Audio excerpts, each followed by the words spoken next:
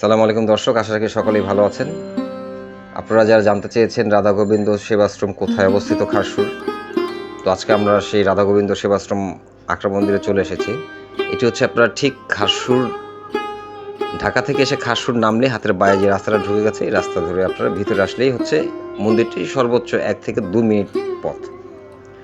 আর আসার লোকেশন হচ্ছে, যদি ঢাকা থেকে আসেন তাহলে খারসুর আপনি গুলিস্তান থেকে নবাবগঞ্জের বাসে উঠতে পারেন, জয়পাড়ার বাসে আসতে পারেন, মৈনট ঘাটের বাসে আসতে পারেন। আর যদি সিএনজিতে আসতে চান, বাস তো আপনি গুলিস্তান হলের মাজারের সামনে থেকে পেয়ে যাবেন। আর যদি সিএনজিতে আসতে চান কেউ, তাহলে কদমতলি মোড়, মানে হচ্ছে বাবুবাজার ব্রিজের পার হয়ে কদমতলি যে মোড় রয়েছে, এই কদমতলি মোড় থেকে আসতে পারেন। আর এছাড়া আসতে পারেন হচ্ছে ঢাকা মোহাম্মদপুর বেড়িবাঁধ থেকে 3 রাস্তার মোড় থেকে আসতে পারেন। তো যদি বাসে আসেন তাহলে বাসে ভাড়া একটু বেশিই নেয়, হয়তো বা 60 বা 70 টাকা ভাড়া নেবে বাসে। আপনি যদি কদমতলি থেকে আসেন, সিএনজিতে 70 টাকায় নেবে।